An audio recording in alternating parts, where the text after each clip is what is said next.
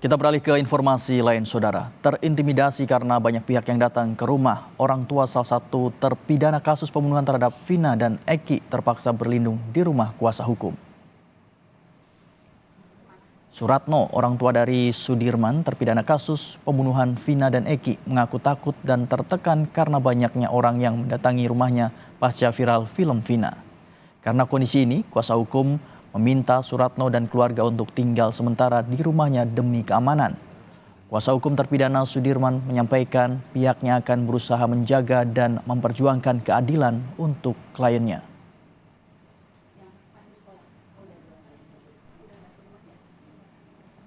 Tadi teman-teman tahu sendiri, saya dalam kondisi sedang berada bersama teman-teman wartawan. Tiba-tiba Bapak Sudirman datang ke saya. Di polisi datang. Kemudian banyak juga wartawan, dia nggak ngerti mesti bagaimana, dia takut ngomong, dia datang ke rumah saya. Saya juga kaget karena itu juga saya nggak pernah duga. Saya pada akhirnya saya siapkan rumah jadi di sini. Bapak boleh tinggal di sini, nggak usah mikirin apa-apa.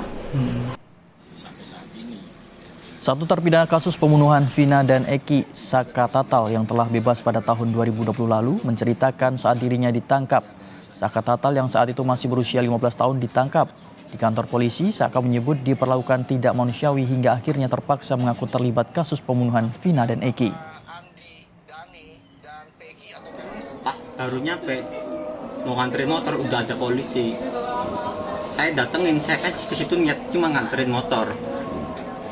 Malah saya ikut ditangkap juga tanpa sebab apapun, nggak ada penjelasan apapun, langsung dibawa. Nyampe di Polresta, saya langsung dipukulin, suruh mengakui apa yang bukan saya lakukan. Akhirnya ngaku juga itu karena terpaksa. Nah, terpaksa udah nggak kuat gitu. Udah nggak kuat lagi. Sekarang kan dengar ada 3 orang yang DPO. Kenal nggak sih masyarakat? Dari ketiga tersebut saya tidak mengenali semuanya.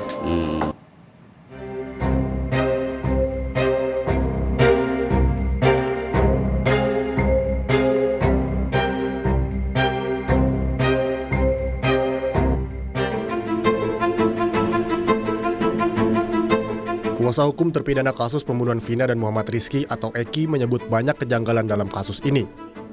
Kejanggalan terjadi sejak awal penanganan, penetapan tersangka, persidangan, hingga kasus ini diambil alih oleh Polda Jawa Barat. Menurut kuasa hukum, salah satu kejanggalan yang mencolok ada pada fakta hasil visum di Rumah Sakit Gunung Jati, hasil otopsi di Rumah Sakit Losarang Bayangkara Indramayu, dan hasil bunyi tuntutan jaksa dalam persidangan. Kami semua punya keyakinan bukan terdakwa yang ada di dalamnya, bukan pelakunya. Ada salah tangkap atau gimana? Kalau kami yakin bukan pelakunya, silahkan dianalogikan sendiri, disimpulkan sendiri. Dari tuntutan dan hasil visum aja sudah sangat jauh berbeda. Faktanya dalam tuntutan korban meninggal karena tusukan di dada, di dan perut.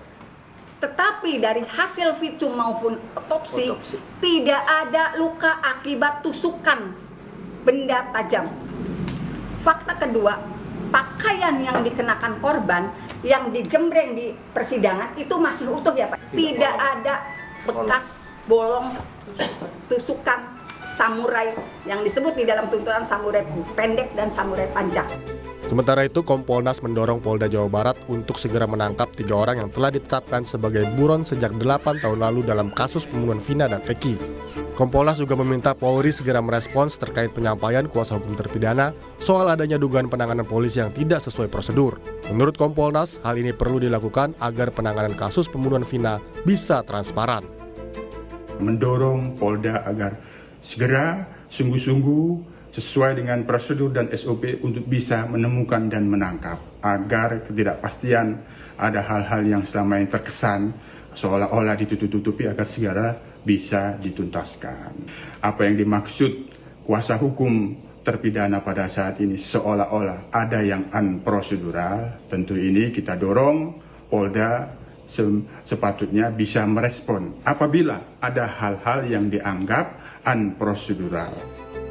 Polda Jabar telah merilis 3 pelaku pembunuhan Vina dan Eki. Ketiganya yaitu Andi, Dani, dan Peggy alias Perong.